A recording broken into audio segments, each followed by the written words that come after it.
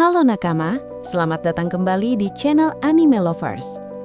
Pada kesempatan kali ini, kita akan membedah secara tuntas dan mendalam salah satu chapter paling bersejarah dalam serial One Piece.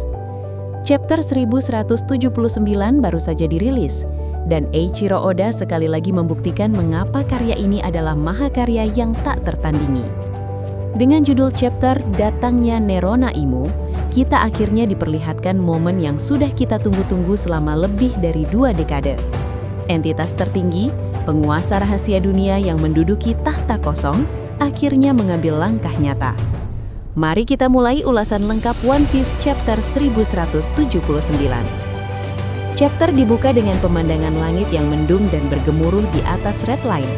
Suasana di tanah suci Mary Geoise digambarkan sangat mencekam. Tidak ada lagi ketenangan yang biasanya menyelimuti kastil Pangea. Para kesatria suci atau Holy Knights terlihat bersiaga di setiap sudut dengan wajah yang tegang. Oda menggambarkan aura ketakutan yang bahkan bisa dirasakan oleh karakter-karakter terkuat di sana. Panel kemudian berpindah ke ruang tahta kosong. Disinilah puncak ketegangan dimulai. Kelima Gorosei yang biasanya tampil dengan penuh wibawa dan kesombongan di hadapan umat manusia, kini bersujud dengan tubuh gemetar.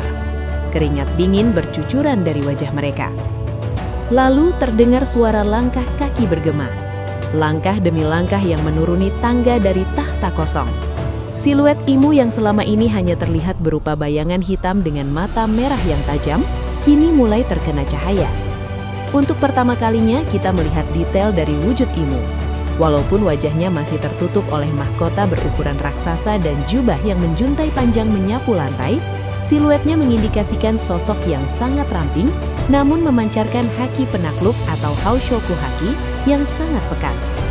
Haki ini begitu mengerikan, hingga membuat retakan-retakan kecil di dinding kastil Pangea. Udara di sekitarnya seolah menjadi berat, mendistorsi ruang di sekitar tubuhnya. Dalam momen ini, Oda memberikan kotak narasi yang sangat mengejutkan. Kotak narasi tersebut secara resmi memperkenalkan sosok ini kepada para pembaca. Tertulis dengan jelas, Raja Dunia, salah satu dari 20 pendiri dinasti Nerona. Nama Imu. Konfirmasi ini meresmikan teori yang selama ini beredar di kalangan para penggemar sejak Ivankov menyebutkan nama Saint Imu dari keluarga Nerona. Fakta bahwa Imu berasal dari dinasti Nerona dan hidup sejak abad kekosongan kini menjadi kebenaran yang tak terbantahkan. Imu adalah pengguna operasi keabadian dari buah iblis OP-OP Nomi di masa lalu. Di panel selanjutnya, Imu akhirnya berbicara. Suaranya digambarkan melalui balon teks dengan desain yang bergerigi dan gelap, menandakan nada suara yang berlapis dan kuno. Imu berkata kepada para Gorosei, "Cahaya yang kalian biarkan bersinar, kini mulai membakar dunia. D dulunya hanyalah percikan, namun kini ia menjadi api." Perkataan Imu ini merujuk langsung pada kekacauan yang terjadi di seluruh dunia. Mulai dari pergerakan pasukan revolusioner, bangkitnya wujud Nika dalam diri Monkey D. Luffy, hingga Marshal Ditich yang semakin brutal mengambil alih lautan. Gorosei Saturn dan kawan-kawan hanya bisa menunduk, meminta maaf atas kegagalan mereka menghentikan gelombang era baru ini. Chapter kemudian membawa kita melihat reaksi dunia. Haki mengerikan yang dipancarkan oleh Nerona Imu ternyata sangat besar, hingga resonansinya bisa dirasakan oleh para petarung tingkat tinggi di seluruh dunia. Di markas pasukan revolusioner, Monkey D. Dragon terlihat berdiri di luar balkon menatap ke arah Red Line dengan wajah yang penuh keringat. Sabo bertanya apa yang terjadi, dan Dragon menjawab, naga itu akhirnya terbangun dari tidur panjangnya. Badai yang sebenarnya baru saja mulai. Sementara itu di lautan dunia baru, Shanks yang sedang berada di atas kapalnya memegang pedang Griffonnya dengan erat. Mata Shanks membelakang, menyadari bahwa anomali energi yang ia rasakan berasal dari sosok tertinggi di Mary Geoise. Bahkan Luffy yang sedang tertidur lelap setelah pesta besar, tiba-tiba terbangun dalam mode Gear 5 sesaat. Matanya menatap kejauhan seolah jantungnya beresonansi dengan sebuah ancaman purba. Memasuki paruh kedua chapter 1179, adegan kembali ke Mary Geoise. Imu berjalan melewati para Gorosei dan menuju ke sebuah balkon besar yang menghadap langsung ke awan di bawah Red Line. Di tangannya, Imu memegang sebuah benda yang bentuknya sangat aneh. Benda itu menyerupai sebuah kompas kuno, namun dengan jarum yang menunjuk ke berbagai arah secara acak. Imu mengangkat tangannya, dan kita diperlihatkan sebuah kilas balik singkat yang sangat epik. Kilas balik ini hanya memakan 1 halaman, namun dampaknya luar biasa. Kita melihat bayangan seorang raksasa dengan topi jerami berdiri di tengah lautan api, tertawa dengan suara drum pembebasan. Di hadapannya, sosok Nerona Imu berdiri dengan kekuatan gelap yang menyelimuti langit. Ini adalah secuil memori dari perang besar pada abad kekosongan. Pertarungan antara Imu dan Joy Boy yang asli.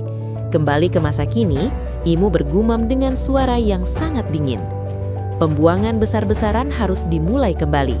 Jika Mother Flame tidak cukup untuk memadamkan cahaya mereka, maka tanganku sendiri yang akan menenggelamkan dunia ini ke dalam kegelapan yang abadi. Panel terakhir dari chapter 1179 menampilkan pemandangan yang akan membuat bulu kuduk kita berdiri. Nerona Imu merentangkan kedua tangannya. Di langit yang tadinya bergemuruh, tiba-tiba muncul lubang raksasa di atas awan, menutupi daratan yang sangat luas. Lubang ini jauh lebih besar dan lebih hitam daripada saat kerajaan Lulusia dihancurkan. Oda menutup chapter ini dengan kalimat epik di pinggir halaman. Sang dewa akhirnya turun dari tahtanya. Dunia berada di ambang kehancuran. Dan sayangnya, di akhir panel terdapat tulisan, minggu depan libur. Anime lovers, chapter 1179 benar-benar memberikan ledakan informasi dan tensi cerita yang gila. Turun tangannya Nerona Imu menandakan bahwa babak akhir dari One Piece kini telah memasuki fase kiamat. Keberadaan Gorosei yang tidak bisa mengendalikan situasi memaksa entitas tertinggi ini untuk keluar dari bayang-bayang. Apakah kekuatan Imu ini adalah Uranus? Ataukah itu adalah kekuatan murni dari buah iblis mythical Zoan atau kemampuan dewa yang belum pernah kita lihat sebelumnya? Koneksi antara Nerona Imu, keluarga Nefertari dan pewaris tekad D dipastikan akan terungkap dalam beberapa chapter ke depan. Kita masih harus melihat bagaimana reaksi pemerintah dunia dan angkatan laut terutama Akainu jika mereka tahu keberadaan sang raja dunia ini. Bagaimana menurut kalian anime lovers? Apa bentuk asli dari kekuatan Nerona Imu yang mampu mendistorsi langit dan membuat Dragon dan Shanks berkeringat dingin? Silahkan tuliskan teori dan pendapat kalian yang paling liar di kolom komentar di bawah ini. Mari kita berdiskusi dan membedah misteri terbesar di dunia One Piece bersama-sama. Sampai jumpa di video pembahasan One Piece berikutnya. Tetap semangat, tetap sehat, dan salam anime lovers.